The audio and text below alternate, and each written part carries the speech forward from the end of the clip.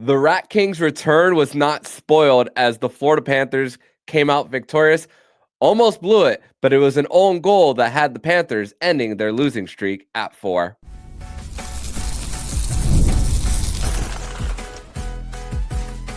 You're Locked On Panthers, your daily podcast on the Florida Panthers. Part of the Locked On Podcast Network, your team every day.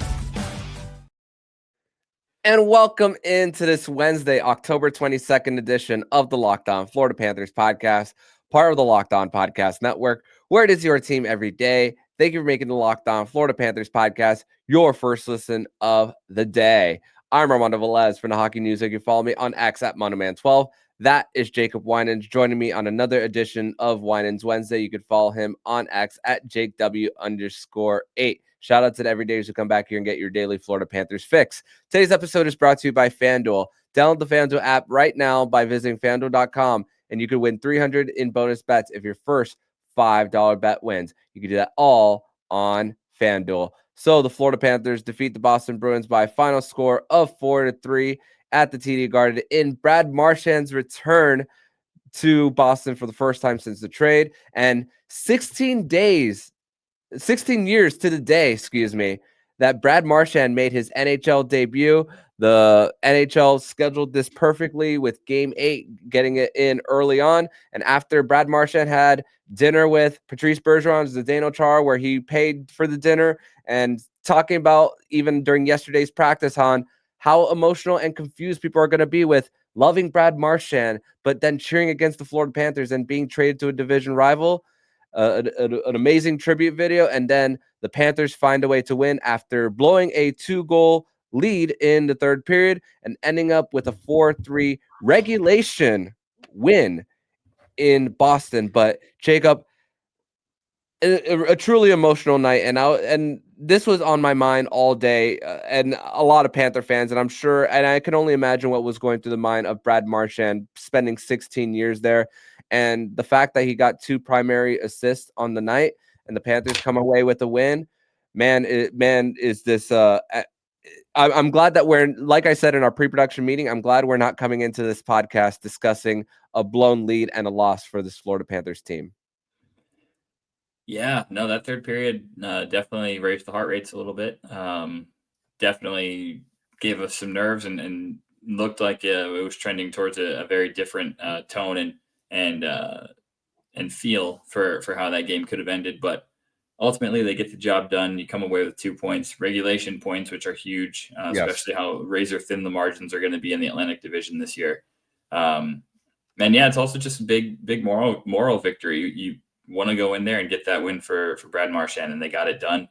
He was a big part of it, played a tremendous game, had possibly the best legs he's had all season, was effective on the power play, was effective at 5-on-5. The playmaking was there. I thought his line was probably the Panthers' most consistent on the night. It's a good win. You'd like to see it be cleaner, but with everything around this game, you'll take 2 points, especially 2 regulation points when it looked like that might have slipped away. No doubt. And the Panthers getting on the board early, 61 seconds into the game on their new look power play that they worked on in practice on Monday. It was funny enough, it was shortly after we released Monday's podcast that they hit the ice for practice and worked on everything. Mackie, Samoskevich crashing into the net, and you look at that play with Lundell and Marchand playing catch, and the amount of eyes that are going towards them while the Sam Reinhart and Mackie Samoskevich are drawing to the net, and then they knock it in. And it's crazy, after the emotional video tribute where Brad Marchand was just so teary-eyed, it's crazy because the shots after that for the rest of the period was 3-1 Boston. But I felt like that the puck was a lot of times in the Panthers zone either way, even though they weren't getting their shots off. I mean, the Corsi says that the Boston Bruins had a good amount of those shots that weren't even hitting the net. The Panthers were forcing them to the outside as well, and Panthers actually really managed things well early on. And I mean, credit to the Bruins' fourth line, Veal, Kastelik, Corrali. They were truly a force in getting under the Panthers' skin and one of the few lines that were crashing the net. If that's one line that you're hoping that gives you a hard time, it's that one. I mean, yeah, David Pastrnak was able to at least create on the second goal for the Boston Bruins on the power play from that shot from the high slot. But they kept them at least at bay for a good amount of time during that game. I mean, and I want to point out to two big penalty kills for the Panthers. There was one when they were leading 2-0. The four guys, penalty killers, Kunnin, Luostarinen, Ekblad, Forsling. They were on the ice for 1:30. And then shortly after, the two forwards were able to get the change, but not to two defensemen. And Marchand and Lundell go up the ice and get a little bit of a rush where Marchand sets up Anton Lundell. And then there was another one where when it was tied at 2, Ekblad broke his stick. We saw a lot of broken sticks on the night. Uvis Belinskas, Carter Verhaeghe on the rush. Aaron Ekblad breaks his stick, and then the puck trickles to Sergei Bobrovsky. He gets his glove down to freeze it, and that was at the point when there was those coincidental minors with Sam Reinhart and Sam Bennett, and they were both in the box, and you're just on the edge of your seat there as well. So different points in the game where I thought it was truly important of the Panthers actually showing a little bit of signs of life, even though at times they felt lifeless during this 4-game losing streak. Yeah, you gave up another power play goal on the night, but you're looking at 4 for 5 on the PK and seeing still the systems there for the Panthers. I thought that was one thing that also stuck out to me. Yeah, I definitely agree with that. I think the third period aside, I thought they did a pretty good job of sticking together, sticking to their system. I thought the energy was good, the legs were good. I thought the structure honestly wasn't too bad. The first 2 periods, it was pretty rock solid. It was exactly what you'd like to see them do. They gave up a couple odd man rushes. Bob bailed them out with a couple of good saves on some of those, but that's just a product of the way the Panthers play. Their defense is always going to pinch. They're going to take chances. Occasionally, you're going to give something up the other way, and that's just what you live with this group. So overall, I thought special teams, really the first chunk of the game was really good. Power play sort of took a nosedive in the third period. Had a couple of opportunities late second period into the third period where just looked pretty lifeless and had a chance to really put the game away, and came up small in some of those moments. The penalty kill, though, I thought the effort was great. Unfortunate how it ended up going with the game time goal at 2, but I thought the effort was great. I thought the block shots, Nico Mikkola had a big block shot. Luke Kunnin had a couple. You mentioned the broken sticks. There were a couple times where they're guys with no sticks, broken sticks, and Aaron Ekblad in particular had one late in the penalty kill. They'd been pinned in their zone for a long time. Stick breaks, and he ends up kind of pinning the puck and his man to the wall with no stick and runs out the clock down to 1 second. So it's that kind of effort. It's championship effort, which you've grown accustomed to with this group. No doubt. And let's talk about Jonah Gadjovich out muscling Mason Lohrei and Casey Middle. I think it was Casey Middlestat for the Boston Bruins there on that draw for the Bruins there to allow AJ Greer to just quickly get that puck on the net and into the back of the net. Actually, it was Veal that he outmuscled. It was Lohrei and Veal that he got outmuscled, and just a quick reaction there. But then the fourth line makes a little bit of a mistake where AJ Greer also passes to Jeff Petrie, who had to go to his backhand. That's the tough part about a right-handed defenseman behind the goal line, and then all out of sorts. But the Panthers were able to still find a way with a quick breakout pass. Aaron Ekblad with the secondary assist, and then that flip from Marchand to Luostarinen. And while Mason Lohrei was back checking him as well, and then just honestly, I didn't see the puck go in live time. I had to wait till the referee actually pointed because the play had just happened so fast. And Eetu Luostarinen, we've seen this so many times on these breakaways shorthanded, even though that one was at 5-on-5. I mean, like where he's not known for his offense, but man, getting that and fighting off the back check is impressive.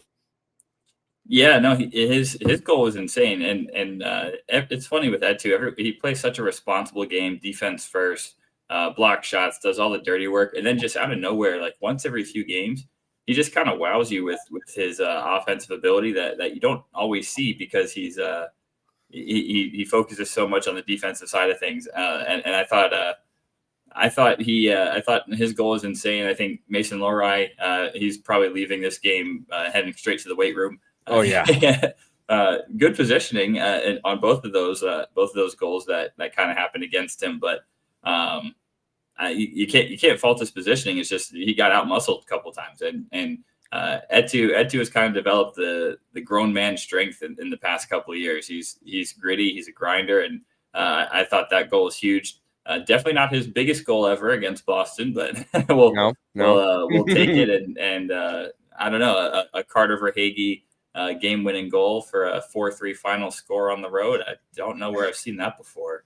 Yeah, that one as well. With it counts as the GWG, but hey, off the post, and then South Florida native Andrew Peeke, it goes off his skate and into the back of the net. Honestly, when I saw that, I just flat out laughed. I'm like, I was just thinking, wow, I thought this whole time we were going to overtime, and then just when you drive to the net, Jeremy Swayman's out, and then it goes to the back of the net. But yeah, the weight room for Mason Lohrei there. Yeah, I know he's from Louisiana, and jambalaya is delicious, but maybe he's got to get off a little bit of that jambalaya or those po' boys from there. And those are a lot of carbs there that you'll consume there. But we're gonna transition over to segment number 2, where we're gonna discuss more about our 3 stars of the game, and then the moment where we knew the game was won. We'll discuss that all next here on the Locked On Florida Panthers podcast.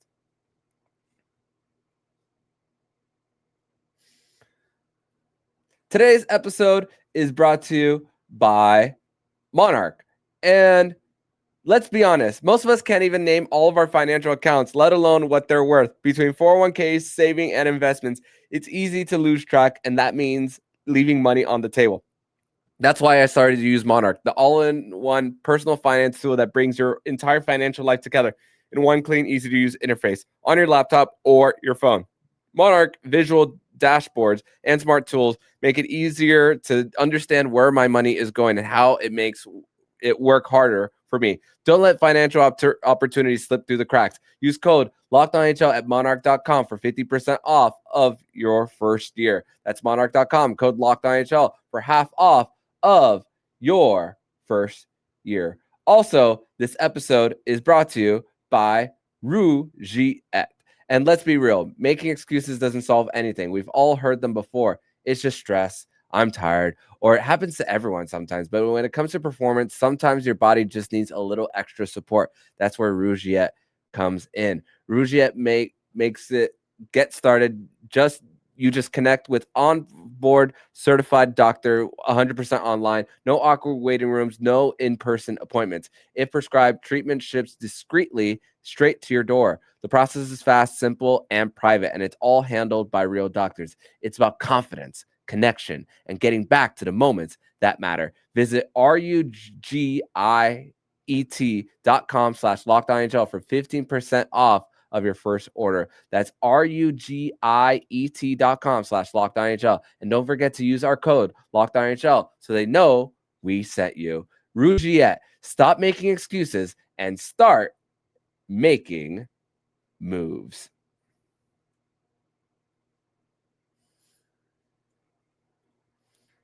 Segment number 2 here on this Wednesday, October 22nd edition of the Locked On Florida Panthers podcast. Thank you once again for making the Locked On Florida Panthers podcast your first listen of the day here on a Winans Wednesday edition of the show. Armando Velez here with Jacob Winans as the Florida Panthers defeat the Boston Bruins by a final score of 4-3 at the end of this 5-game road trip where the Florida Panthers losing streak ends at 4. And it's a win for the Florida Panthers, which means we are going to discuss our 3 stars of the game for myself and Jacob. So number 3 star for me, Mackie Samoskevich, the Connecticut native, had multiple family in the stands, and how quickly he's able to score on the power play and being implemented on that line, on that unit as well. They take Sam Bennett out. They put and Aaron Ekblad and put Mackie Samoskevich in, crashes the net, and we've seen how much more of a force he's been as far as using his body to separate from the puck as well. I'm really truly noticing that on his off puck game. Truly, number 2 star for me, Eetu Luostarinen. the GWG on that breakaway where he roofed it off of Jeremy Swayman there. So number 2 star of the game is Eetu Luostarinen for me. And number 1 star, I there's no other person to put here. It has to be the Rat King, Brad Marchand. The 2 primary assists, the emotional tribute, the waves of emotion, and just the clutch moments that that Brad Marchand had on the night with those 2 primary assists. Both of them, actually, to break ties. Funny enough, both of them happened for the Panthers. The Panthers never trailed, mind you, in this one. That's the best part about this win. But Brad Marchand, number 1 star for me. Your 3 stars, Jacob. Yeah, I mean, Mackie definitely was close for me. I'm going to give him an honorable mention. AJ Greer had a really good game, except for the one mistake. So I considered putting him, but my 3rd star is going to be Jonah Gadjovich. Yes. I thought Gadjo had a great game. He did the dirty work to set up the AJ Greer goal. Dropped the gloves and had a good fight in the first period when the emotions were still running high off the Brad Marchand tribute. You want to do something to get everybody engaged. He had a good fight. I thought his forechecking game was on. He was out of the 3 guys on that 4th line. He matched the Bruins 4th line's physicality the best out of the 3 of them. So Gadjo stood out to me with a really solid game tonight. My number 2 star is Eetu Luostarinen. He is clutch, man. There's not a whole lot you can say about him anymore, except he's going to be defensively responsible. He's going to do the dirty work. He's going to win the board battles and kill penalties. And every once in a while, he's going to come up with a huge clutch goal. He's going to wow you with his hands. And he just does it silently, like all Finns seem to do. So, I mean, we're very fortunate to have Eetu. He's a championship player. And the number 1 star is obviously number 63, Brad Marchand. What an awesome moment watching him watch the tribute video and take his lap around the ice and salute the fans. I thought the reception he got there from Boston was absolutely incredible. Class act from them putting that together. And also huge props to ESPN for not going to commercial and showing that entire thing. That just from a broadcast perspective, perfect. And we're very critical of ESPN and how they cover hockey at times. And I thought they nailed that one. That was fantastic. So aside from the great game, it's hard. Has to be hard to play the way he played tonight in a game that emotional. But he was the best player on the team, instrumental in the win. And it's nice that he's on this side of another Panthers breaking the hearts of Boston fans right there in TD Garden. He's on our side now, but their fans have to be getting sick of it, man. I don't know how many more times we can bury them in the last seconds in their own building. Yeah, and crazy staying the whole time. And Brad Marchand even spoke after the game that when they brought his children into the mix, when that tribute video, that's where he just couldn't hide. And hockey players are taught to be tough and show no emotion, but then when you spend time in a place for 16 plus years and that a place has meant so much to you. And here's the thing, they even spoke about how when he got to the arena in the morning before the Panthers took the ice for morning skate, he was going to the Bruins locker room and chirping as if he still owned the place. They even talked about how when he was 21 years old going into the Boston Bruins locker room for the first time, he was just buying beers for everyone. Like he was part of the boys already there. So it's just like he was himself from the start and to now. And whether you like him or not, that's going to be who Brad Marchand is going to be for the rest of his life. Even if he's playing like beer league hockey after he calls it a career. So I'm truly happy that he got that tribute. But here's a few quotes that I do want to read from Jameson Olive of FloridaPanthers.com from what he said, from what Brad Marchand had to say. And it's about his love for Florida and Boston. He's, quote, "I left Boston and I turned the page and I found something truly special again, and I'm very proud and blessed to be a part of. I'm so grateful to be in the dressing room with this group of guys," close quote. And Marchand played the 4th most games in Bruins history. He's 1 point more than David Pasternak's points in TD Garden. I believe that's what the ESPN stat showed.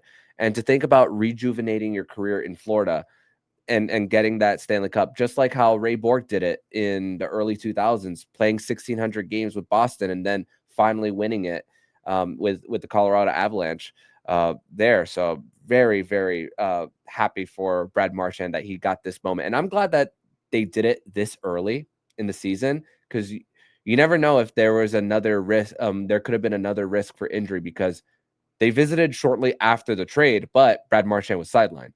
So thankfully they were able to do that. Okay, moment where we knew the game was won. For me, although the Bruins tied it with the 6-on-5, I still felt very confident in the Panthers. And it's funny because throughout this game, I was thinking, I'm not going to think this many times this season. I don't think I will, at least. Low-scoring games usually favor the Panthers here, even with missing a few guys. I won't be saying this much. I won't be saying this against the Vegases, the Colorados of the world, Edmontons, even with this group of guys. But on a night like tonight, I thought that the Panthers, in a low-scoring, low-event kind of game, I know the shots on goal favored Boston, especially towards the third period where they got the extra attacker. But I thought the Eetu Luostarinen goal was really a big backbreaker, and I'm just thinking the Panthers are still going to find a way emotionally. Yeah, for me, I felt the game was won when Eetu scored to put him up 3-2. I even when it was tied at 3-3, it felt like this just kind of wasn't a game the Panthers were going to lose. I know the third period was ugly. I'm not going to lie, I thought it was going to go into overtime, and I was just thinking how poetic this would be if Brad Marchand is the guy who ends up burying the overtime winner. Yeah. I fully expected it to go into overtime, and the Panthers would take it there with the Brad Marchand game winner. But I guess in a road game in Boston, you can never count out Carter Verhaeghe in that situation. I think anyone who thought it was going to overtime obviously hasn't watched number 23 play in Boston before. He does what he does best and went in there and ripped out the hearts of the Boston fans once again. So I thought I definitely thought the game was won with that Eetu goal, but even when it was tied 3-3, I was still fully confident. It's funny because even if this Carter Verhaeghe didn't score in regulation based on the own goal, I was thinking, is Brad Marchand going to have his Patrick Kane moment, like when Patrick Kane returned to Chicago as a member of the Detroit Red Wings, and the Chicago fans were cheering for it? How would Boston fans have felt in that moment if it was Brad Marchand cheering, scoring there? I can't imagine. I know that would have been so cool, especially given that Brad Marchand, I think, if I'm not mistaken, he might have the most 3-on-3 game-winning goals. Or he's definitely up there with in the NHL lead among active players for overtime winners. He's very, very clutch in overtime in the regular season. So that would have been absolutely hilarious, but and would have created such a funny scene, because that Patrick Kane one, that's one of the highlights of the year in last season when he scored that one. And that one's also a little extra funny because I believe he scored it on Peter Mrazek. And Peter Mrazek was the Red Wings goalie, started his career in Detroit, ends up in Chicago, and Kane the inverse. So it's just so funny how this sport works sometimes. You're telling me. All right, but we're going to transition over to segment number 3, where we are going to discuss just give an overall wellness check of the Panthers ending their 4-game losing streak, and the Panthers now returning home. So we are going to discuss all that and more next here on the Locked On Florida Panthers podcast. Today's episode is brought to you by FanDuel, and the NFL season is here, and FanDuel has an offer that you do not want to miss. Right now, new customers can bet just $5 and get $300 in bonus bets if you win. That's right. Pick a bet, put down $5, and if it hits, you'll unlock $300 in bonus bets to use across the app. It makes watching football even more exciting when you got a little something riding on the action. Whether you're a casual fan or love diving into the stats, FanDuel makes a game day experience so much better. So what are you waiting for? Visit FanDuel.com to download the FanDuel app today to get started.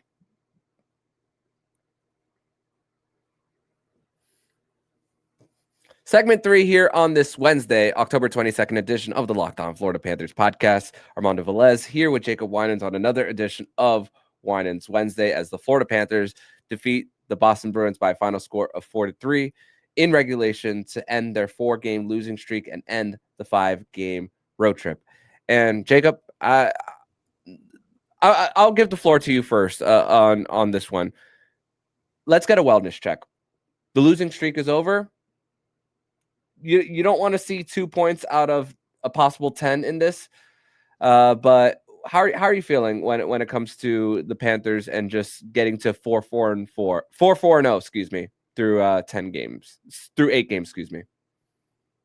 Well, it's if I had to give it a grade, I'd say it's a solid C. The streakiness, I don't love the streakiness. It would feel a lot better if it was not necessarily alternating games, but if it was more stable in their play. I think it's just going to be a struggle, and that's just the reality of what this season is going to be. I know they have a ton of depth, but when your depth has to step up into roles where they're no longer depth, they're your main guys. That's a difficult position to be in. So 4-4, it's not the end of the world. Realistically, given the opponents they've played, I was hoping for something more like 5-3 or 6-2. They're not that far off. The way they started the season at home gave me a little more hope that they would get off to a faster start, but they kind of lost their game entirely on the road. And some of that is just the fact that it's new combinations, it's new deep pairs, the injuries have mounted. There's going to be growing pains. That's just the nature of what this season's going to look like. So there's that part of it, but getting a win to end the trip is huge. You come back home, and if you can end your first 10 games with 6 wins, maybe win the next 2, finish 6-4 to start your first 10, you're right on track. And I think they're not being below 500 right now is somewhat of a win in itself, given the guys that are out. But yeah, got definitely have to find their footing sooner rather than later. And the signs are there that they can do it. It's going to be a struggle. And we have to definitely accept that reality. It's not going to look easy. And with the pieces that they have and a lot of tinkering, especially from what we saw in Saturday's game against Buffalo, the fact that every game was a 1-goal game, with the exception of Saturday, I mean, that just tells me that the Panthers are close when it comes to just fighting through and getting those next goals. Of course, sometimes it comes to a bounce that's necessary in order to when you crash into the net and get those extra second chance opportunities. That's really what's going to make a difference in getting 2 points or getting 1 or for the Panthers here. So that's the encouraging thing about this when you think of how close some of these games were. Yeah, the box score will say multiple goal losses in Philadelphia and Detroit, but again, empty netter goals make it more lopsided than it actually was. But the Panthers return home. It's gonna be a big homestand for them. Pittsburgh, Vegas, Anaheim, and then Dallas next Saturday. At least to wrap October and to start November. But at least because we'll preview a little bit of Pittsburgh tonight because we won't have a show until Friday. Look, you looked at the calendar months ago, and you're looking at this game. Even before the Barkov injury, you're thinking the only team that's we know for sure that is in a place of possible rebuild was the Pittsburgh Penguins, but not so fast. A 5-2-0 start. They defeated the Vancouver Canucks at home tonight against Kevin Lankinen and the Canucks. I know that the Canucks are short centers right now because of the Philip Hedl injury from Tom Wilson the other day on Sunday. But man, Sidney Crosby, he's still got it. He just passed Mario Lemieux for most regular season and playoff points in Penguins history. Chris Letang just got his 600th assist. So all that talk of a possible Evgeny Malkin trade because of Alexander Barkov's injury, that's on hold. And also Malkin has to be the one who wants to make that move. So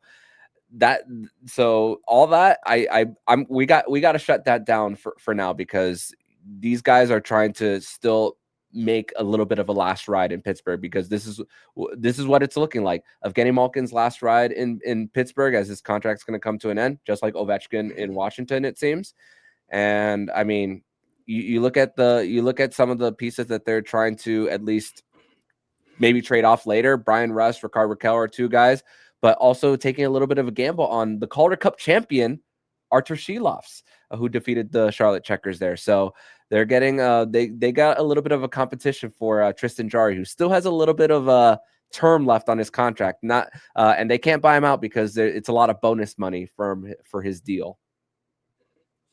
Yeah, I mean, Pittsburgh has been one of the early surprises, and they're right up there for me with Detroit as the couple of teams that have really opened my eyes to start this season. So it almost feels stupid to say we're surprised by Pittsburgh playing well to start a year when Sidney Crosby is still living and breathing.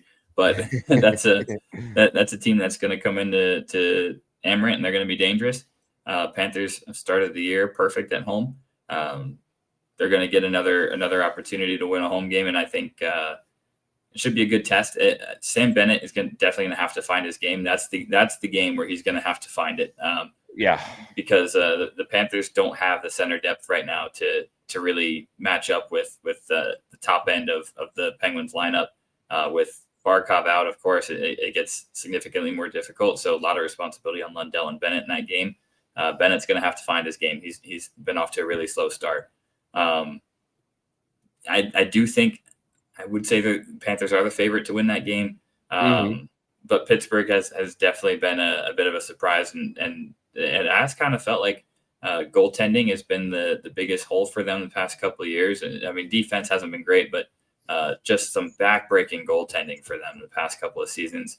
Shilovs has come in and added a good prospect and a really solid option, secondary or primary, when it comes to Tristan Jarry's situation. They're having another goalie you can rely on when they haven't really necessarily had that. So should be a really good game. That's a big one the Panthers need to have, especially considering the other opponents on the homestand.